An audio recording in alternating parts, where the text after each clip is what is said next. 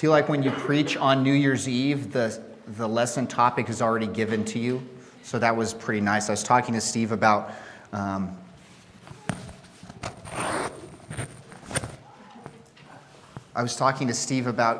getting in the preaching rotation, and he threw out maybe fifth Sundays. I was like, that'd be great. He goes, there's a fifth Sunday this month. I was like, oh, yeah, that's great. That's exactly what I was thinking. I'm hoping this isn't like ice skating. So we went ice skating with the youth group yesterday, and the college kids, and somebody said, we need a new tradition. None of us are save the Kings, none of us are very good at ice skating. I said, no, I want you to end your year like this on a low point so that you can think 2024 is really going to be good. I'm hoping that this isn't that kind of lesson, but if it is, great. 2024 is really going to be good. New Year's resolutions. I am a list person. I love making lists, so I love New Year's resolutions, kind of giving myself a little list. I'm actually not good at keeping New Year's resolutions. I'm just good at making them. I think that's probably typical with most people. We see the new year as an opportunity to reset and kind of look at ourselves and think about how we might be able to improve and do things a little bit better. Here is the top 5 New Year's resolutions for this year. They surveyed a group of people. Number 5, it's not going to change up there. I didn't give them any slides. That's just going to look like that the entire time, okay? So just listen to my voice. Number 5, lose weight. Number 4, spend time with family and friends. Spend more time. Number 3, I guess maybe somebody actually had the goal, spend any time with family and friends. Number 3, eat healthier.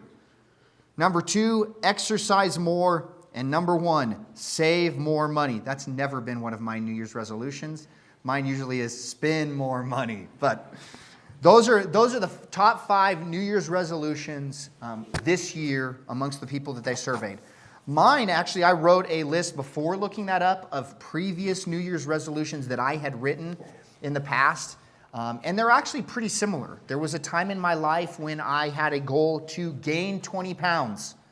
Okay, I was thinking maybe more like Joe, gain 20 pounds, but God said, I have different plans for you, Kyle. You'll get the 20 pounds, it just won't look like that. I have had a goal to lose weight, to eat healthier, to drink less Mountain Dew. Yes, I've written that down as a goal. I have not done it. You're right, son. Okay. Stick to some sort of workout plan, whatever that looks like. I actually felt really good about myself about a month ago. I was like, I'm going to download this app. It's going to give me... I did it one day. One day! That is embarrassing. And the fact that I'm telling you guys that is just... I'm telling you I'm vulnerable today, okay? That's what I'm doing. Maybe it's more organized. I tell myself, I want to be more organized. I'm a pile guy. I don't want to be a pile guy. I want to make sure when I come home, I put my stuff where it goes. I don't need to throw my shoes in the closet. I can put them away, do those things. Be more focused on spiritual things. I want to read through the Bible in a year. I want to read the Bible every single day. I want to create a plan for how I'm going to do those things. Those are some have been my personal resolutions. I think they match pretty similarly to the list that when they surveyed, they came up with. All of those resolutions have one thing in common. Self. How to make myself better. Is that funny that we start our year off thinking, what can I do to help myself be better? The end result of this lesson is look for a way not to be selfish. Okay, we start the year by saying, how selfish can I be? I need to look better. I need to eat better. I need to be better. I need to be these things. But in reality, maybe there's a different way that we can go through that. I understand the perspective of being the best version of yourself. I understand that. But perhaps being the best version of yourself starts by not looking at yourself. So let's look at the verse that was read in Mark chapter 10. I think the rich young ruler is very similar to a lot of us, except the rich part, where he can't let go of self. In reality, that's where he's at. I think the point that Jesus is making here is about letting go of personal possessions and things like that. But I do think that there's a deeper point that we can pull from this text. So let's look at it again one more time. As Jesus was setting out on his journey, a man ran up and knelt before him and asked him, "Good teacher, what must I do to inherit eternal life?" Jesus said to him, "Why do you call me good? For no one is good except God alone. You know the commandments: do not murder, do not commit adultery, do not steal, do not bear false witness, do not defraud, honor your father and mother." And he said to him, "Teacher, all these things I have kept from my youth." Okay, let's stop there just for a second. Is this a good person or a bad person? I mean, he's following everything that Jesus is asking him to do. He's following these laws. He's following them since his youth. This isn't something that he's just stumbled upon. He's telling Jesus, he's saying, this is who I am at my core. I'm not any of these things that you're saying do not be. Okay? But Jesus is going to challenge him the same way that he challenges us, is because he pushes us outside our comfort zone. And he says, and Jesus, looking at him, loved him and said to him, "You lack one thing. Go sell all that you have and give it to the poor, and you will have treasure in heaven, and come follow me." Disheartened by the saying, he went away sorrowful, for he had great possessions. The rich young ruler is a great example of who we are. We want to follow God. We want to love God. And we want to do it on our own terms. We don't want to have to give up the things that we've earned. We don't want to have to do any things, not really in a selfish manner, but why can't we have nice things? Why can't we be this way? But Christ, what he's saying is, in order to be the best version of yourself, you need to stop looking at yourself and you need to start looking at what you can do for other people. That's where we're going to find our best version. Look at Philippians chapter 1.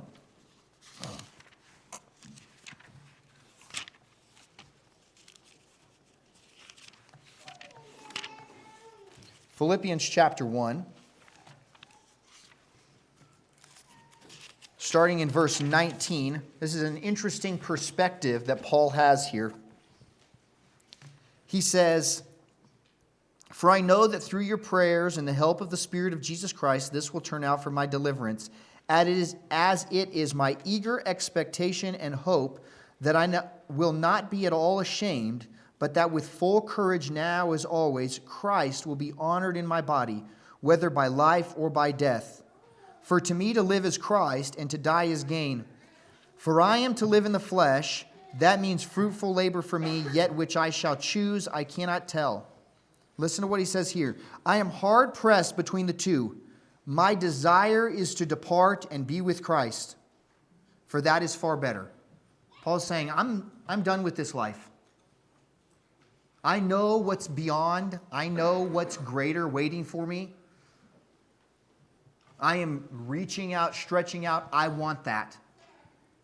I'm ready for that.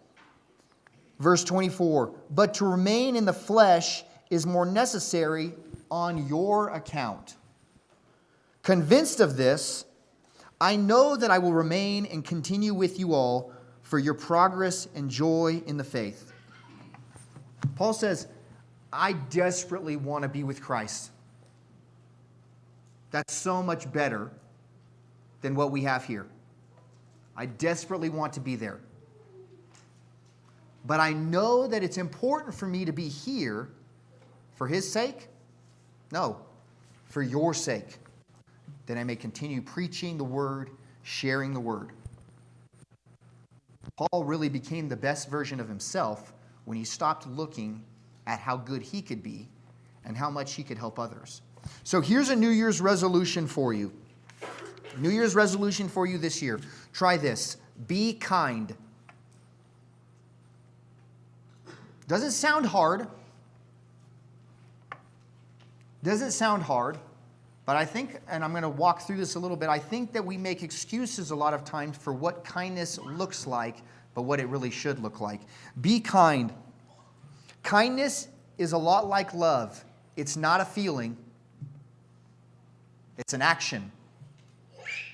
Being kind has to do with the things that you are doing, not just how you're feeling. I'm feeling kind today. Well, what'd you do? I felt it. It doesn't work like that. Okay? It's an action. So I'm going to give you 3 steps to kindness this morning. Okay? 3 steps to kindness this morning. Number 1, it's kind of pretty simple, the way we've started this lesson. Stop thinking about yourself all the time. It's hard to be kind to others when all you're doing is thinking about yourself. Whether that be how good you have it, because we've all been there. We think about how blessed we are, how much God is taking care of us, how much we have these things. I was so thankful to be able to spend time with family this week and do these things, how much God has provided for me, all these things. It also means the flip side. How difficult I have it. Because we've all been there. Whether it be physical challenges, whether it be mental challenges, whether it be a loss of a loved one, whether it be just the disconnect of friends, whether it be these things, the woe is me mentality. Maybe it's I'm looking back at those New Year's resolutions. I don't weigh enough, I weigh a little bit more than enough. I'm not spending time with family and friends that I want. I'm not eating healthy. I don't have enough money. I'm thinking about all of these things that make me feel, woe is me.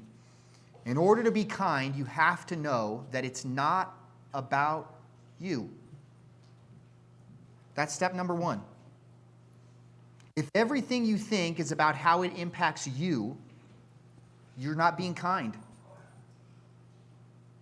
You're thinking about what's in it for you. How is it going to benefit you in the end? Okay, so step number 1, stop thinking about yourself all the time. Okay, we're just a piece of this world. Number 2, indifference is not the same as being kind. I tell my kids this. Were you being kind? Well, I wasn't being mean. Well, I didn't ask you that. I didn't ask you that. I didn't say, were you being mean? I asked specifically, were you being kind? Because I think a lot of us actually live our life in indifference.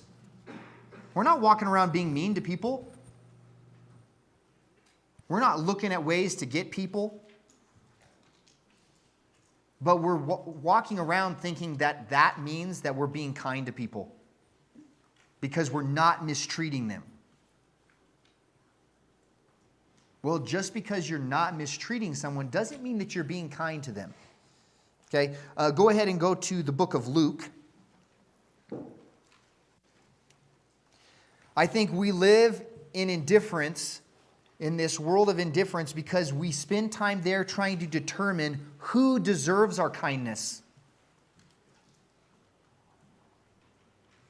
Well, I'm kind to, I was kind. I did X, Y, Z. Okay, well, what about to these people? Well, I wasn't mean. Siblings live in the world of indifference. I'm not mean to them. Today, we're going to count that as kind. Okay, today we're going to count that as kind. I did not do a single mean thing to that brother or sister today. All right, I've been there. But we're determining who we think deserves our kindness. Okay, we're going to look at 2 verses right here that I think are going to make that a little bit clearer to us. Luke chapter 6.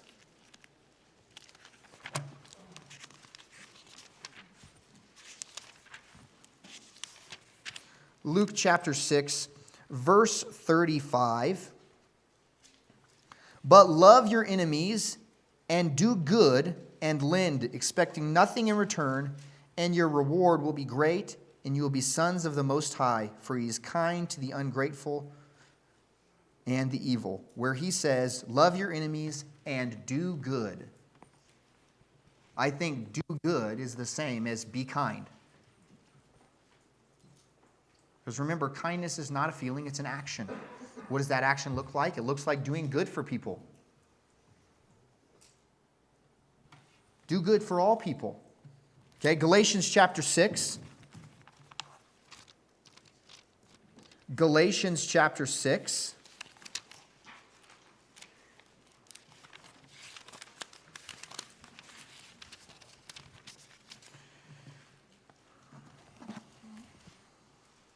Starting in verse 9, let us not grow weary of doing good. Don't get tired in being kind to people. Let us not grow weary in doing good, for in season we will reap if we do not give up. So then, as we have opportunity, let us do good to everyone, and especially to those who are of the household of faith. Be kind to everybody.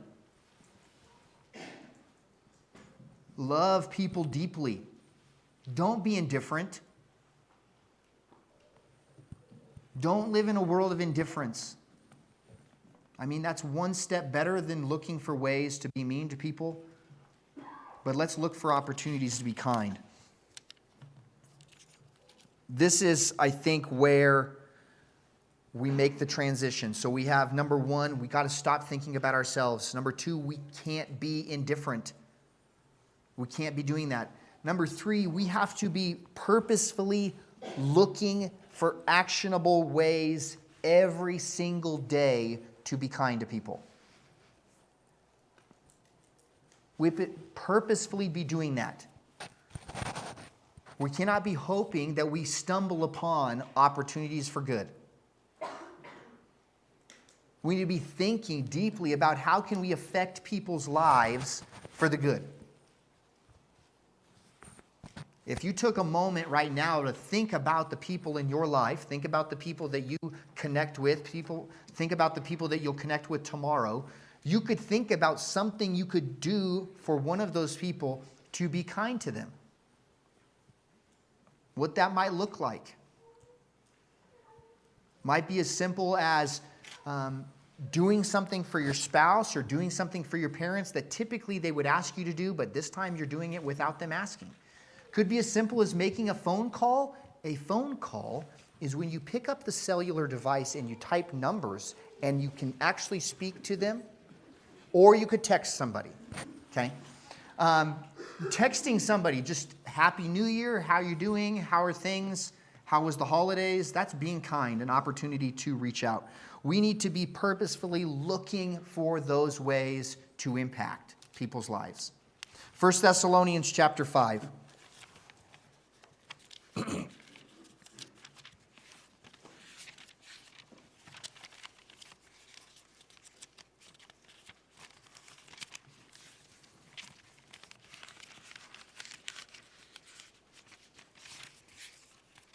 Sorry, man.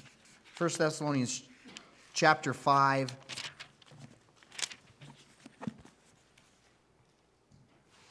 Verse 11. Therefore, encourage one another and build each other up, just as you are doing. Look for ways to lift each other up. Be kind to one another. This is not one of those deep sermons where we are dissecting the scripture and where we are trying to figure out what the Greek manuscript said or anything. It's actually a very simple point that if we are kind to others, this year coming up will be a better year than it was the year before. If the 125 people in here make the decision that this year, every day, I'm going to look for a way to be kind to somebody. Think about the impact that that could have on our community. We're not just thinking about being kind, right? We're not just sitting in our living room thinking about it. Today I'm kind. No, we're thinking about ways that we can actually produce kindness. Do good for people. Stop thinking about yourself all the time. I do it. I'm more guilty than maybe anybody else in here. You don't have to make every decision based on, are you going to come out on top or not? Don't be indifferent. Don't allow the year 2024 to be a year where you just float through. I wasn't mean, I wasn't kind, I was right down the middle. That's called average. I'll take it. Okay? Don't do that. Look for ways to be kind to each other. Look for ways to be kind to those people that we come in contact with. Do not be like the rich young ruler. He wanted desperately to follow Christ. Since his youth, he had followed the law. He was ready to follow Christ. But he could not put himself last. He could not put others first. Yeah, he was rich, but he wasn't willing to give that up and give it to people that weren't. An opportunity to be kind instead of indifferent. God asks more from us than just being. I think he asks us to be kind. I think he asks us to look for ways to better other people's lives. So this year, when you can choose to be anything, be kind. And in that, you may just find the best version of yourself. Now, as we close today, remember that the best version of yourself can only be found in Jesus Christ. It was the perfect example of love and kindness that Jesus Christ gave up his entire life, that he suffered and died for us because he loved us, and he was able to show that by dying on the cross for us. And thanks be to God that through his resurrection, we can have the opportunity to live with them someday in heaven.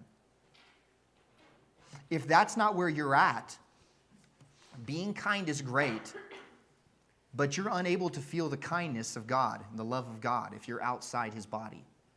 So I want you to think about those things, but I also want you to think about how can you be kind to those around you. Let's think about these things. If you need anything from us, please come forward as we stand and sing.